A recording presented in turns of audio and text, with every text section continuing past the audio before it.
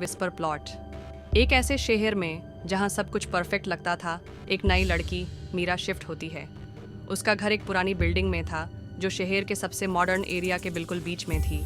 सब कुछ नए और शाइनी था, बस एक चीज़ थी, कुछ अजीब सा चल रहा था।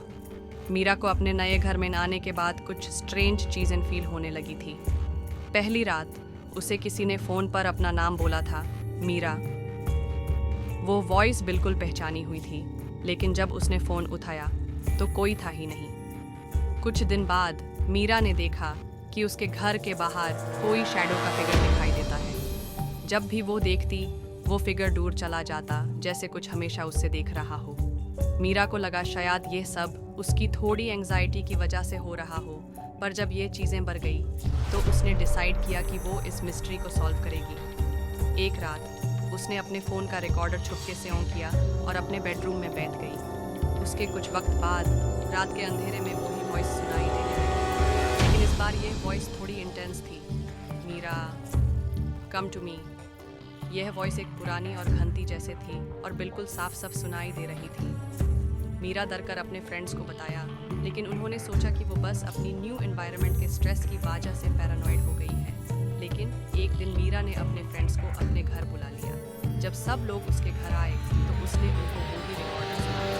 अचानक से सबको एक weird चीज़ महसूस हुई। उन्होंने एक मिस्टीरियस वॉइस सुना जो उनके अंदर से आ रही थी, जिसे उन्होंने पहले कभी नहीं सुना था। जब मीरा और उसके फ्रेंड्स ने मिलकर उस बिल्डिंग की हिस्ट्री खोजी तो पता चला कि ये बिल्डिंग एक पुरानी हॉस्पिटल का हिस्सा थी, जहां बहुत सारे पेशेंट्स को एक्सपेरिमेंट के नाम पर टॉर्चर किया गया था। पर सबसे स्ट्रेंज चीज़ तो ये थी कि जो वॉइस उन्हें सुनाई दे रही थी वो किसी पेशेंट की थी जो हॉस्पिटल के ऑपरेशन टेबल पर मर गया था। और उस पेशेंट ने अपनी आखिरी सांस लेते वक्त कुछ कह दिया था, मैं तुम्हें देखूंगा। अब वो वॉइस हर दिन और भी ज़्यादा स्ट्रॉन्ग हो गई थी और मीरा ने रियलाइज़ किया कि वो सिर्फ एक गोस्ट का हॉन्ट नहीं था, बल्कि वो एक साइकोलॉजिकल ट्रैप था।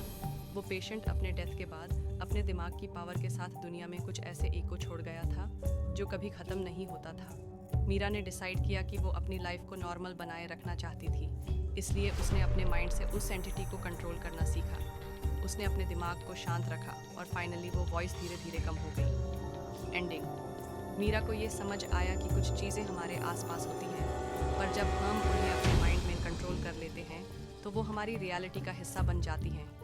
मॉरल, कुछ चीज़ें हमारे दिमाग की वजह से भी होती हैं।